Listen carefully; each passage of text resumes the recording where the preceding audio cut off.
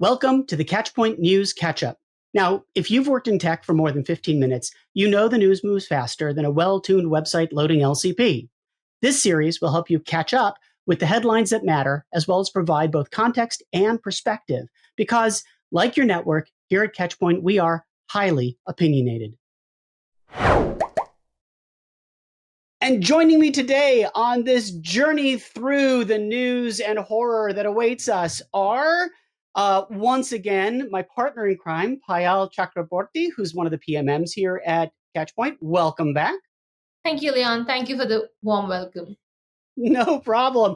And a new face this week on the News Catch-Up is Denton Chikura, one of the eloquent, intelligent, and elegant writers on the Catchpoint content team. Welcome to the show. You can introduce me any day, Leon. No problem. Yeah, very happy to be here. I'm happy to have you. Okay, so we have a good representation across the globe, and we're going to jump into the news. I'm starting off because I don't think I could wait another minute. I think people, even folks who aren't really looking at the news, if they're in tech, have caught this one, and that is, there we go, AOL Dialup is going to be discontinued. Now, there's a few articles that have caught this, everything from Engadget and TechSpot to, like, everyone's running on this one. And I'll have a few of the articles linked. But what I've got up on the screen here is the actual original notification from AOL. So let me just summarize it real quickly. Dial-up internet to be discontinued, as it says on September 30th, 2025, the AOL online service, as well as the AOL dialer software and the AOL Shield browser, the stuff that came on the CD that we all, well, some of us of a certain age, had piles and piles and piles of and used as coasters and as little home projects and stuff, that will be discontinued. Now, obviously, this gives me a lot of feels, right? Like, but beyond the nostalgia, I think there's a reality that our online experience and tech in general, we need to be aware of this, because I think technical people can overlook it. And that's this, that just because the tech is not new or shiny, and just because a lot of people, maybe even most people, are using the new shinier version of something, it doesn't mean that you can just kick the original version to the curb. You can't just shut things down without considering the impact. Now, a lot of people will say, oh my gosh, I can't believe that dial-up even exists anymore. That's fine. I mean, that's also your privilege, that you can live in a world where you don't realize that, because here in America, 23% of Americans in rural areas, so not 23% of Americans, but 23% of Americans who live in rural areas, and 27% of folks living on tribal lands in America don't have any other terrestrial, ground-based internet option besides dial-up. In real numbers, that comes out to about 265,331, if you want to be exact, people in the US who still rely on dial-up. Now, granted, satellite accounts for some portion of that. There's 8 million folks in the US who use satellite. Not all of them live in rural or tribal areas. But we have to recognize that dial-up uses good old public service telephone network, PSTN, and that is significantly more economical. And we can't just disenfranchise folks out of having access to what is, I would argue, a necessary thing. I'm not saying AOL is wrong for shutting down the service. I think that there is a, point at which you lose critical mass for any kind of thing. But I think it's an opportunity to consider the ways that we sunset features. I don't know when exactly this notice came out, but I don't think it was months ago. I think it was weeks or days ago. And to give basically a month and a half warning seems a little extreme to me. That's my thoughts. What are your thoughts? Yeah, I thought this was, I had a similar response. This had the vibes of the death of VHS for me. As a child of the 90s. But I thought that stat of 23% of Americans in rural areas lacking terrestrial internet, now that surprised me. Here in the UK, for example, dial-up hasn't been a thing from like the mid 2010s, and the copper landline network, I actually looked it up, is going to be shut off by January 2027. And so you can't even buy an analog phone anymore in the UK. So dial-up use here is absolutely, vanishingly rare. And globally, the US actually seems to be an outlier for this. Germany, AOL discontinued dial-up in 2007, France 2005, Japan 2000s, China 2000s, 2010s. So I don't know. For me, it raises actually very interesting questions about the US actually and internet rollout in America. Is it because it just hasn't been given priority as other countries around the world have been, or is it actually a mirror of who's being left behind by digital progress like you said? But yeah, fascinating. Yeah, I think that's very true. There is a digital divide that's been a topic of conversation in the U.S. for a long time, and it bears a much longer conversation. Payal, any thoughts about this? Do you have any strong feelings about AOL? One way or the other. Honestly, I am that group who has never seen what a dial-up is like. What? So, yes. I'm not that old. Thank you, Denton, for I'm expressing not the that rage. old. Thank you. So Ah, I feel sad about it because it was a significant part of growth for many of us. But I mean, sadly, I haven't used it. But I mean, I would like that to. I mean, I would like dial-up still to stay up. That's That's what a I would very like to say. kind us, Payal. Thank you. That's a very diplomatic us. I'll take that. that was good. That was good. Although, I mean, I think everyone who's listening to us talk about this article and is considering it can hear it. Many of us can hear in our head the sound of the modem connecting. And as a friend of mine said, back in the 80s, the internet used to scream at us and we didn't heed its warning. But I think that, I mean, you're right. There always is a population of people who will have grown up without a particular technology. I do not remember the horse and buggy, despite what my children accuse me of. Nor did I go to school when dinosaurs roamed the earth. But like technologies do fade out, they do evolve, and I think that's okay. I just think that the way that we sunset things and we consider who we leave behind is an important one. But yeah, Denton, again, thank you for expressing the outrage that I was trying to politely not show on my face about, what do you mean that you've never used dial-up? Yeah. Okay. Denton, since you are the new kid on the block, and I say that, I mean that, new kid on the block, you young We're in man. the 90s today. Why don't you give us the next article? So I was very intrigued by Tom's Guide article on ChatGPT Agent handles my most annoying tasks, and here's what actually surprised me. Now, fully aware that I'm going to incur the wrath of Leon at some point as I read this article, and just to summarize it briefly, he tries using ChatGPT Agent on a variety of things: ordering a meal, canceling a subscription, planning a holiday, and things like that. And with some varying degrees of success that he went through. So I tried it myself, and I thought, okay, I've been waiting for that moment where I can actually use an AI agent properly for what I want to use it for. And my number one use case is cleaning up my mailbox. For me, like my mailbox is my 12-year-old's bedroom is tidier than my Gmail. So I was like, I need to sort it out. And so it failed dismally right from the first go. Google was like, "Who are you?" It just absolutely couldn't do it. And for me, that's the biggest takeaway actually from this article, that this agent mode is never really gonna fly as far as I'm concerned if these big tech companies don't learn how to talk to each other. MKPhD did a review of the Humane AI pin, and he called it the worst product he'd ever reviewed.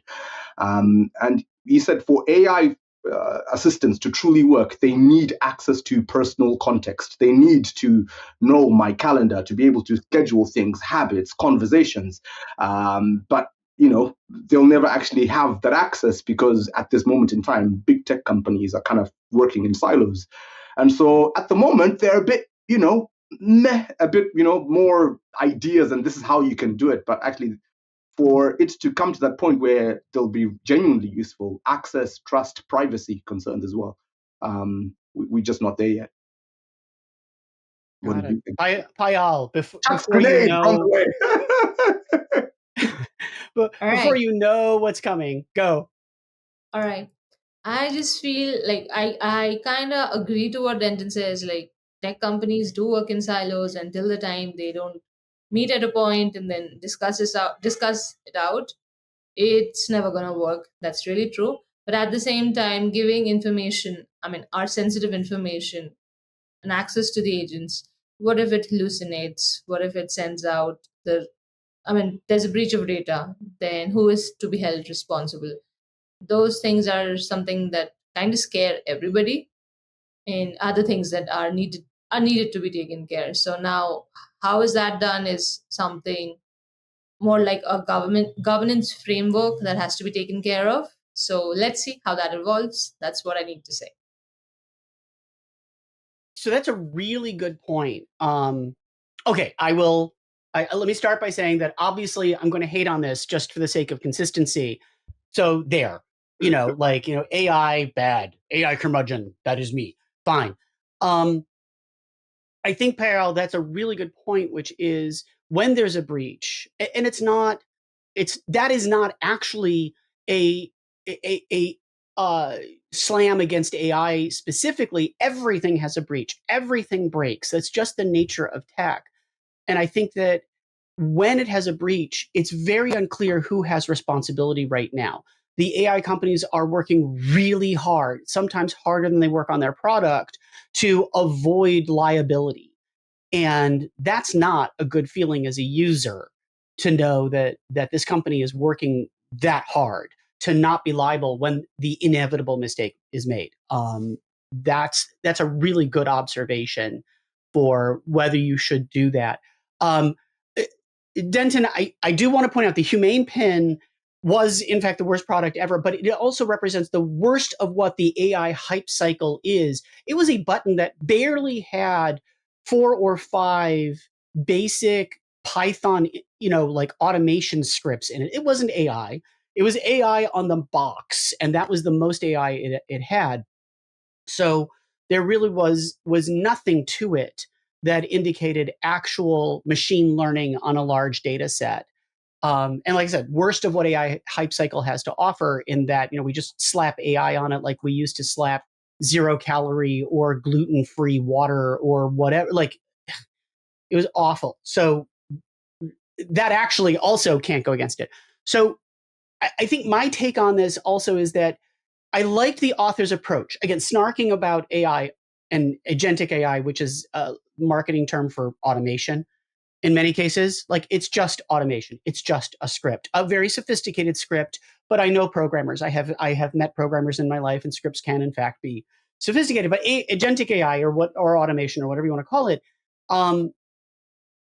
she really approached it the right way. She tried a series of very different kinds of tests. She called out where ChatGPT, that is how you pronounce it, ChatGPT Agent fell short, where she felt it did well. It was horrifying to me the number of times that she mentioned, ChatGPT asked for my credit card information, but I stopped the process and I stayed and I finished in the browser. I don't want my AI to ask me for credit card information, especially given the number of dumps of information that have happened just this week. Open sessions across Claude and ChatGPT and all the rest of them that are just found on the internet and things like that. Good for her for stopping. However, I know lots of people who would opt for convenience over security. And so that's also both concerning and terrifying to me. So I think that's a very good point, actually, because I find that for the man on the street, the average person actually just wants the thing to be iRobot. They just want this technology to come to the point where they can just go, do you know what, actually, I need to fly to Italy today, buy my tickets, and just do everything. And what's frustrating, actually, is that it's just not there. And it's not going to be there. And I can argue it shouldn't be there as well. However, it's just, I don't think people are going to get what they want from these tools anytime soon. Right. And then the conversation, again, a longer conversation for a different day, is do we use them now in their imperfect state in order to see the day when they are more perfect, or do we stay away until someone chooses to perfect them and then use them then, because the potential damage is so great that we should want no part of it? Obviously, I fall on the second side. I think that AI doesn't do what it's hyped to do in many cases. I won't say most, in many cases, and that staying away from it, staying out of it as a company is possibly and I'm speaking for myself. I'm not speaking for my employer, who will absolutely call me to the, kick me to the curb, call me on the mat, whatever cliche you want to use for say. But I think that personally, staying away from it is a better choice right now. But obviously, lots of companies are like, no, we want the experience now. We want to build the exposure to it, and as it improves, we will be there. There are I can understand that make me bristle as much as that argument right now of like, do we actually use it in its imperfect state? Because Apple, for example, have launched, the iPhone 16 or the iPhone 15 or whatever it was before, with Apple Intelligence as the leading feature, whereas it actually did not have it. It was all coming soon or coming in an update, and it's still not there. However, they're using it to sell this phone, and millions of people are buying this thing, but actually the promise is just not there. You buy something now because you're going to be promised it will be there in a year later. Nah. Nah. Right. Okay. Next article. I would say last article, but I have a secret one that I'm holding on to. So, Payal. All right. So today, I kind of want to talk about the internet service providers and how they can legally throttle your speeds. Now, that's often due to network congestion, data caps, or prioritization of certain services. So, what does that actually mean to you? It kind of means that your connection may significantly go down during your peak times, like let's say when you're streaming or trying to reach a data limit. Now, to detect throttling, experts recommend that you go through multiple speed tests, especially with and without a VPN, to kind of identify what the discrepancy is. But the question still rises that, how can you stop it?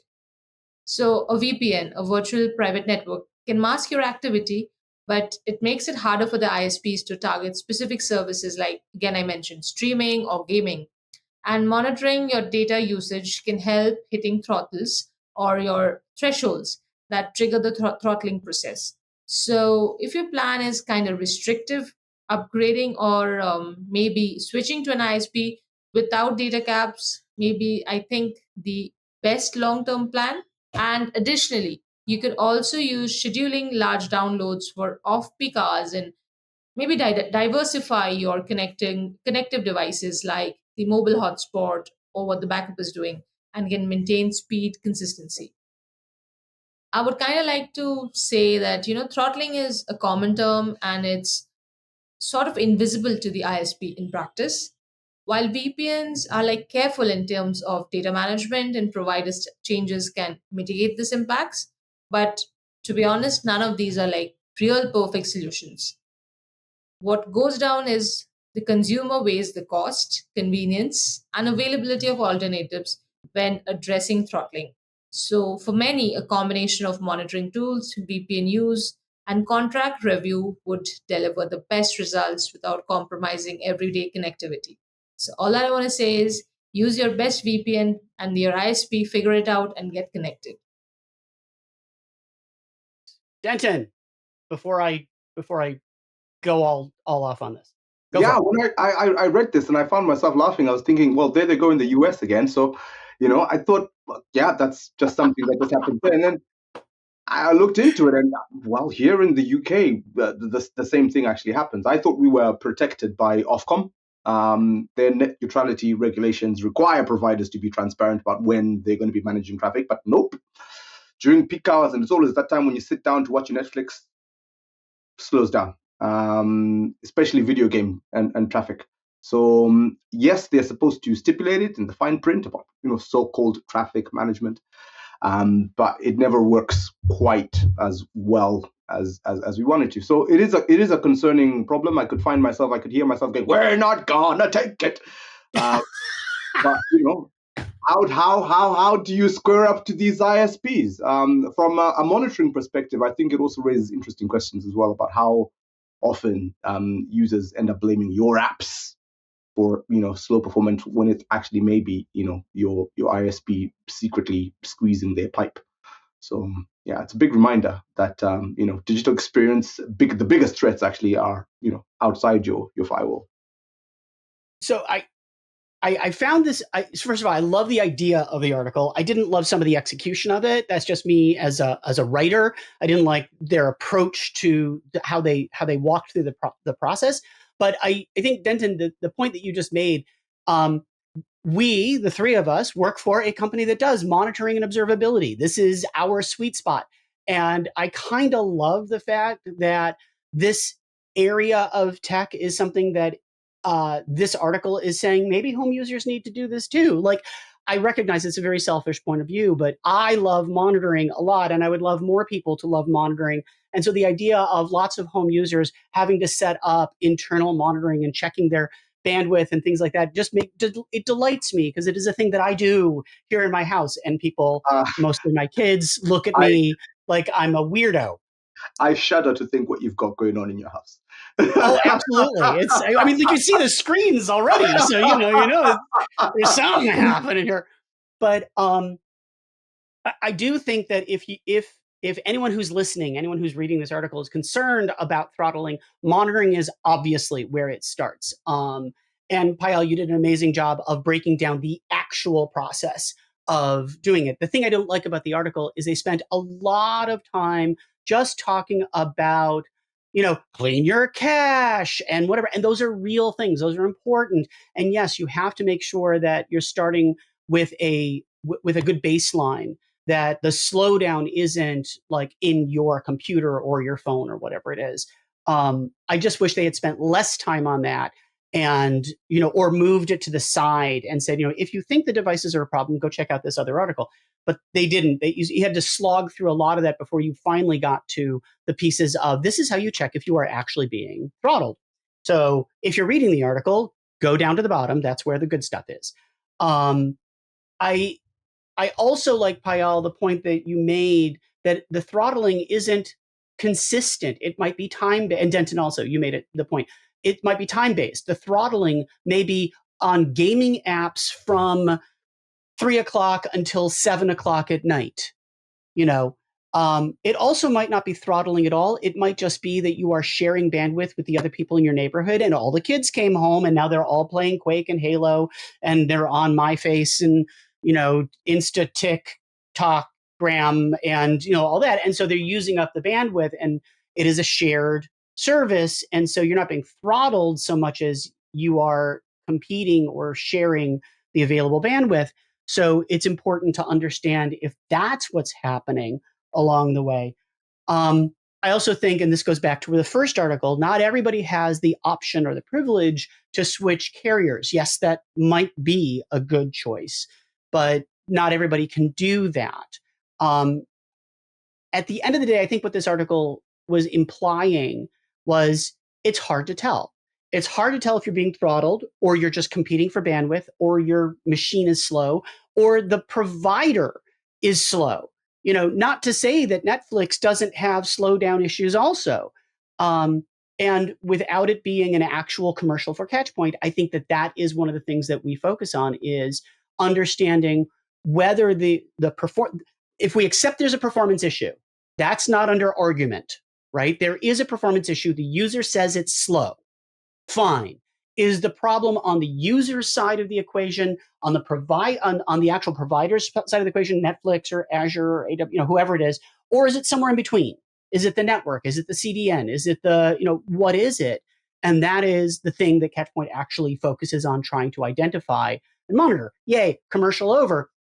But I think that this article gets at just how complex and challenging and nuanced it can be to tease out that information. It's not like, well, install this app and it will tell you immediately. It will flash a big red light that says you are being throttled. It's not Not so easy to know. But I loved it. Loved it. Okay, I have a bonus article. This, once again, might be There Go the Americans, but I couldn't. So here at Catchpoint News Catch-Up, we normally talk about technical news, but we also talk about geek news, okay? The nerdy news, the stuff that just makes us either smile or scream because it hits us in it, whether that's music or, tabletop gaming or Dungeons and Dragons or, in this case, pop culture. And so there was a news article that I couldn't do this episode without bringing up, and that is McDonald's finally confirms what Grimace actually is, and fans are completely stunned. So for those people who are listening from a place where McDonald's does, from a beautiful, happy, utopian-like place where McDonald's does not exist, because it is not food, it is as nutritious as the cardboard it comes in, and I hope that McDonald's isn't actually a customer of Catchpoint. Maybe we'll have to cut that. I don't know.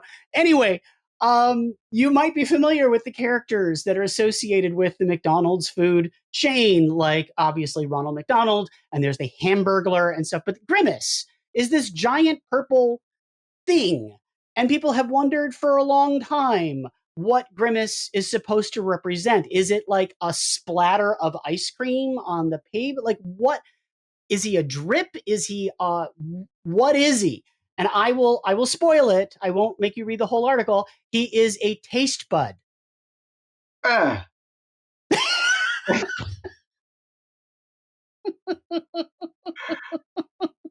Yes. He was supposed to be the representation of a taste bud. So if this has been bothering you like it bothered me when I was 10, and probably not since then, but if you're that kind of person, there you go. It bothers me that McDonald's are bothered about this, actually, to be honest, because I grew up in Zimbabwe. We do not have McDonald's, so for me, my response to this is a bit okay, great. However, if you actually scroll down to the actual image, where I think it's 2/3 down, where you actually see him there, that one, he looks scary. That is not a pretty thing. That is a scary, frightening blob of a thing. And they said, McDonald's admitted the OG Grimace was a bit terrifying for kids. Still is. I'll walk into McDonald's. I'm not letting my children anywhere near that thing. Yeah. Sorry. I feel like it's like the new version of the Labubu dolls that are too much in fashion. Maybe inspiration from there. Maybe he was the precursor to them. Maybe he's their spiritual ancestor. I don't know. But yeah, it was not McDonald's marketing's greatest moment, in terms of ideas or originality, for sure. Anyway, okay. Anything else to say about McDonald's or Grimace or any other fast food character? I'm happy for you, Leon. I'm happy for you. Wonderful. All right. Well, I appreciate you taking time out of your day. Denton, once again, welcome to the show as the new face. Payal, it's always great to have you back. Thank you. All right. And it was a good time with everybody today. Thank you. Yes, thank you. I'd like to take just another minute to thank my co-hosts as well as Catchpoint for giving us space to do fun things like this show.